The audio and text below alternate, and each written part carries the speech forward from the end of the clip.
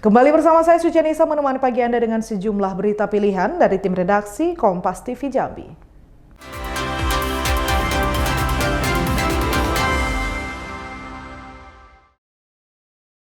BKD Provinsi Bengkulu mencatat sebanyak 4.423 calon P3K paruh waktu telah rampung menyelesaikan pengisian daftar riwayat hidup untuk pengusulan nomor induk. Nantinya calon P3K paruh waktu ini akan dikontrak selama 1 tahun kerja. Sebanyak 4.423 calon pegawai pemerintah dengan perjanjian kerja paruh waktu di lingkungan pemerintah Provinsi Bengkulu telah rampung menyelesaikan pengisian daftar riwayat hidup, sedang dalam proses persetujuan teknis penerbitan nomor induk di BKN. Setelah nomor induk P3K disetujui, maka seluruhnya resmi diangkat jadi P3K paruh waktu dengan kontrak per 1 tahun sekali, sehingga kinerja mereka akan dievaluasi setiap tahunnya. Pemerintah Provinsi Bengkulu juga telah menyiapkan anggaran penggajian bagi P3K paruh waktu, yang mana besaran gaji mereka akan diberikan senilai dengan gaji saat menjadi tenaga honorer. Sementara untuk waktu pengangkatan, BKD Provinsi Bengkulu saat ini masih menunggu instruksi dari pemerintah pusat. 4423 yang kita usulkan itu disetujui oleh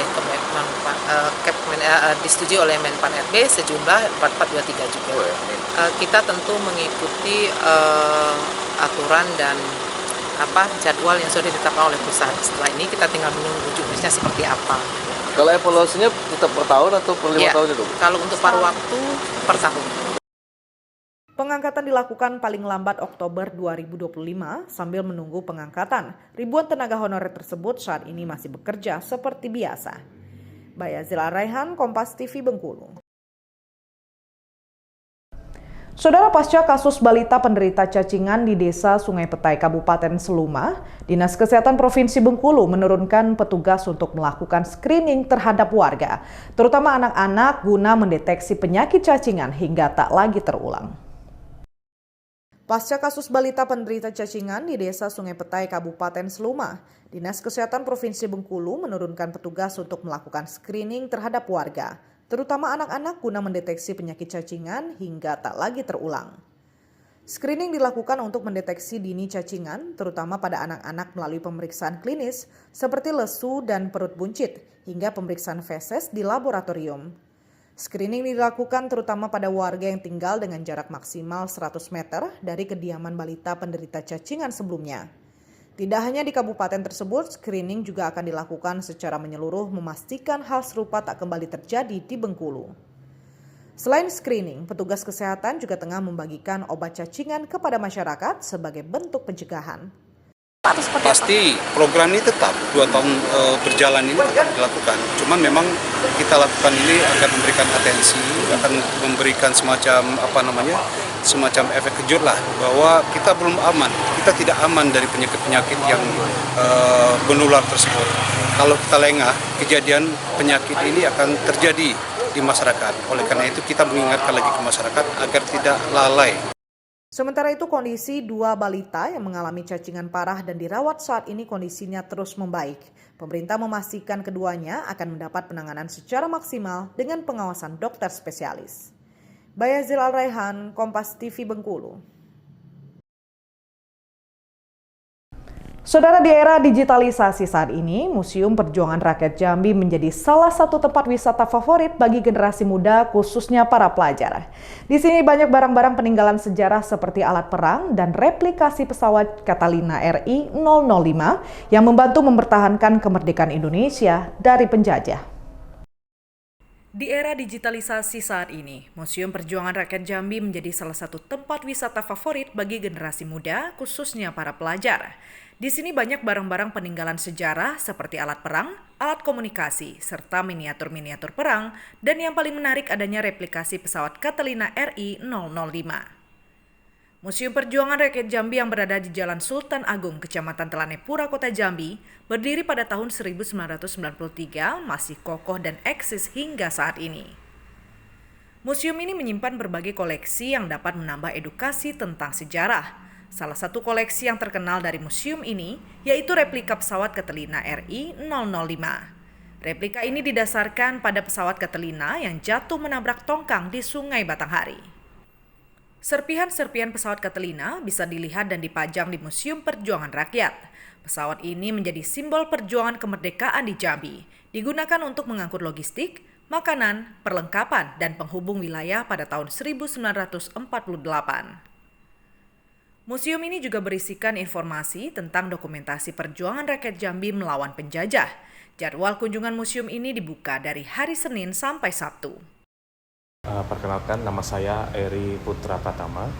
Saya merupakan bagian bimbingan dan publikasi di Museum Perjuangan Rakyat Jambi ini. Mungkin sejarah ini bisa diceritakan nggak, sejarah museum ini seperti apa? Oh, sejarah museum. Jadi museum ini idenya itu dari Legiun Veteran Republik Indonesia. Nah, dia punya ide itu supaya ingin dibangunlah sebuah bangunan guna mengenang sejarah perjuangan rakyat Jambi melalui Museum Perjuangan Rakyat Jambi ini sendiri.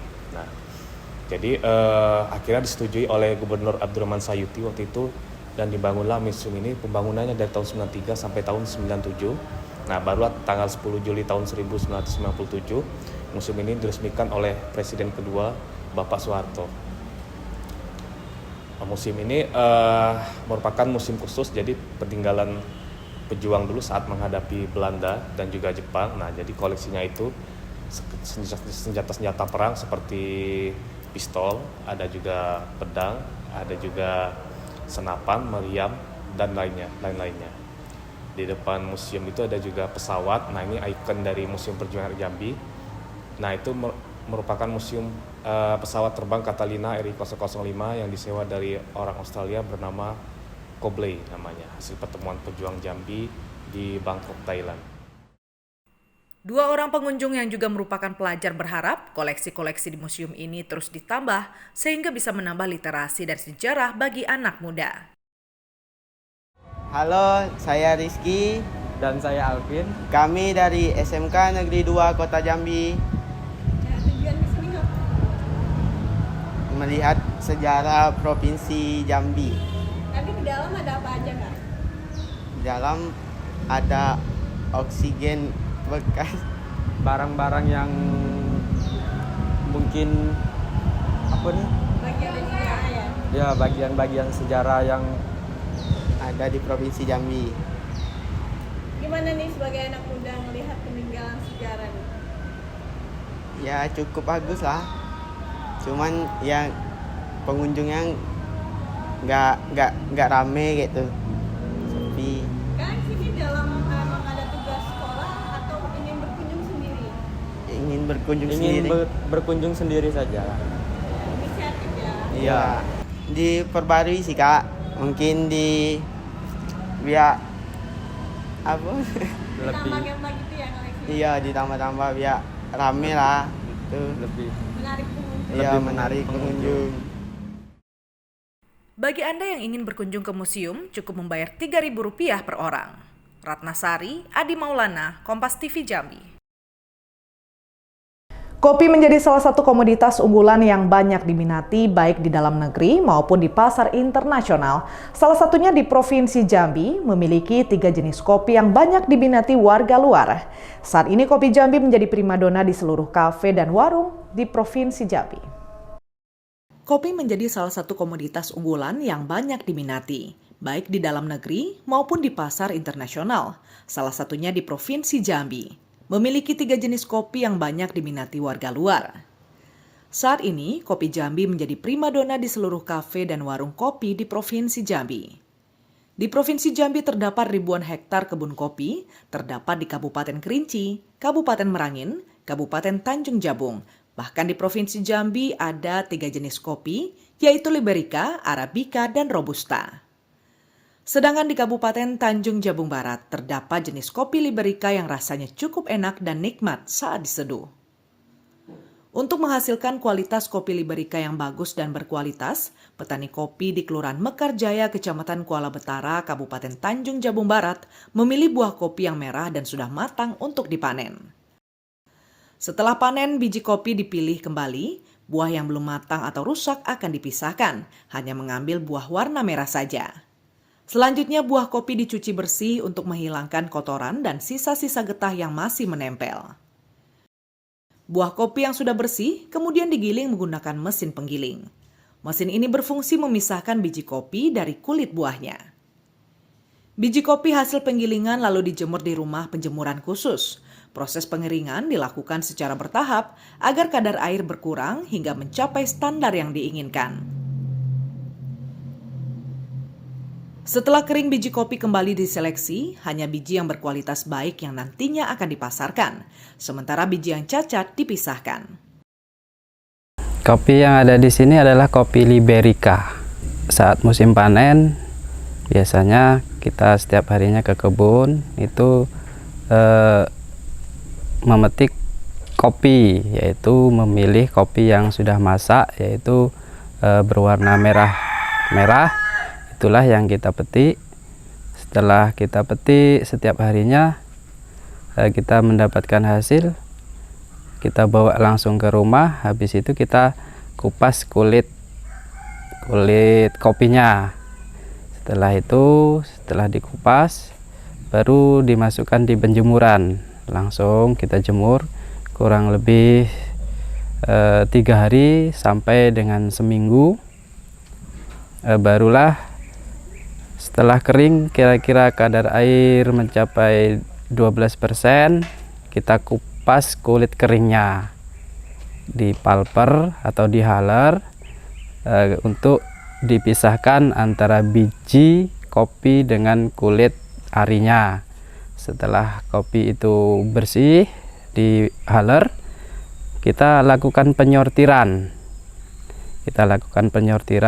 Biji-biji yang rusak, baik yang pecah maupun yang terkena penyakit ataupun yang berwarna hitam, itu kita pisahkan untuk menghasilkan kopi yang berkualitas. Nah, kopi-kopi yang sudah kita sortir, yang sudah kita hilangkan, kita pisahkan dengan biji pecah maupun yang biji hitam, barulah kita olah untuk selanjutnya.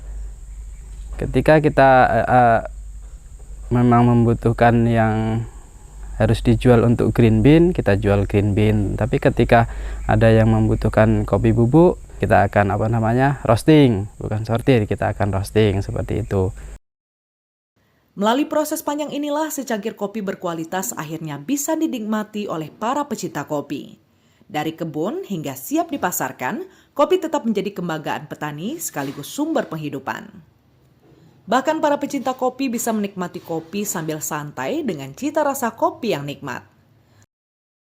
Kopi Liberica dari Kuala Betara di daerah Tanjung Jabung Barat itu yang tidak ada di semua provinsi mempunyai varietas dari kopi Liberica tersebut. Kebetulan yang saya jual di Braso Coffee ini memang produk kopi asli Jambi semua. Jadi memang produk kopi yang kita olah sendiri dengan 3 varian yang tadi, yang dari Arabica dari Kerinci, Robusta dari Jangkat, dan Liberica dari Tungkal. Dan itu semua kita proses tanpa ada campuran ingredient apapun. Bahan bakunya kita bekerja sama dengan para petani-petani awalnya.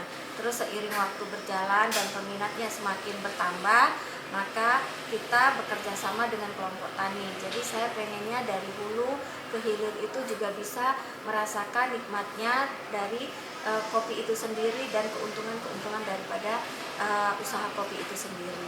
Kalau untuk prosesnya dari awal kita bekerja sama, ya mungkin saya survei ke petani-petani langsung dan melihat kebun-kebun langsung untuk memastikan kopi Braso Kopi ini dengan kualitas seperti yang saya inginkan, dengan misalnya petik biji merah dan tidak petik asalan. Jadi sehingga selain kita mendapatkan kualitas yang baik, tetapi juga kita bisa memperpanjang kelangsungan daripada pohon kopi itu sendiri supaya dia terus-menerus untuk bisa tumbuh dan berkualitas daripada hasil bijinya untuk panen seterusnya. Bahkan kopi dari petani juga bisa dibeli di warung kopi Braso di Kota Jambi. Di sini, kopi bisa dibeli dalam bentuk bubuk maupun dalam bentuk biji. Untuk PLN Indonesia Power UPB Jambi itu membantu Braso Kopi, yang mana Braso Kopi ini mengolah 3 varian kopi, yaitu Arabica itu dari Kerinci, Robusta dari Jangkat, dan Liberica dari Tungkal atau Tanggung Jawab Barat, Kampung Batar, Kecamatan Betara. Yang mana 2 varian ini sudah terkenal di mana-mana. Yang untuk Liberica ini kita angkat agar bisa mengikuti 2 varian tadi. Untuk di kelompok ke Liberica ini kami membantu bekerjasama dengan Beraso Kopi mencari petani kopi. Ketemulah kelompok tani Sri Utomo 2 yang mana PLN Indonesia Power Unit Bisnis Pembangkitan Jambi telah membantu selama 2 tahun. Yang pertama, tahun pertama itu greenhouse atau dom, yang kedua, tahun keduanya membantu berupa ruang produksi. Semoga kelompok tani Sri Utomo 2 ini dapat berkembang untuk selanjutnya. Kami membantu penjemuran kopi ini karena sebelumnya petani kopi menjemur kopi pada lahan terbuka dan di atas terpal, sehingga pada saat musim penghujan produksi kopi dapat terganggu. Dengan adanya rumah penjemuran ini atau dom ini, para petani dapat terus melakukan penjemuran secara berkala. Usaha kopi dari hulu sampai hilir bisa menambah perekonomian petani dan penjual. Bahkan petani mendapat bantuan dari PLN IPUBP Jambi dalam bentuk bibit kopi dan rumah penjemuran kopi. Adi Maulana, Kompas TV Jambi. Lembaga Pemasyarakatan Lapas Muara Bulian ciptakan inovasi ketahanan pangan berbasis pentahelik dengan berbagai komoditas seperti menanam padi dan pelihara ratusan ternak ayam. Lembaga Pemasyarakatan Lapas Muara Bulian ciptakan inovasi ketahanan pangan berbasis pentahelik dengan berbagai komoditas seperti menanam padi dan pelihara ratusan ternak ayam. Di Lapas Muara Bulian, warga binaan dilatih menanam padi, sayuran hingga memelihara 700 ekor ternak ayam kampung. Warga binaan juga dilatih menciptakan pakan ternak secara mandiri. Kakanwil Ditjenpas Jambi menyebutkan program ini wujud dari Asta Cita Presiden dan program akselerasi Menteri IMIPAS. Basis pentahelik ini. Jadi pada hari ini kita aktualisasi ya proyek perubahan PKN 2 kerabat pangan lapas. Artinya ketahanan pangan lapas berbasis pentahelik. Nah, pada kesempatan ini kita melakukan launching ya sentra ketahanan pangan, salah satu proyeknya di Lapas Muara Bulian. Dan pada hari ini juga kita launching kios pangan sebagai tindak lanjut untuk pemasaran ya, terus bekerja sama dengan Bappenas Bulog untuk terkait kemanfaatannya bagi masyarakat sekitar dengan bazar murah. Kemudian juga pada hari ini juga kita melihat langsung ada smart farming yang sudah kita implementasikan dan sudah berfungsi. Jadi kita hari ini bertani dengan menggunakan teknologi informasi. Jadi tidak lagi hanya secara konvensional dan manual. Kanwil Ditjenpas Jambi telah melaksanakan program ini di seluruh lapas Jambi. Pihaknya terus meningkatkan inovasi dan berharap warga binaan memiliki skill yang baru. Wiradani Damani, Kompas TV Jambi. Saudara, liputan tadi sekaligus menjadi penutup perjumpaan kita dalam Kompas Jambi kali ini. Saya Suci Nisa mewakili seluruh tim redaksi yang bertugas undur diri dan berterima kasih atas perhatian Anda. Sampai jumpa, Kompas TV, independen, terpercaya.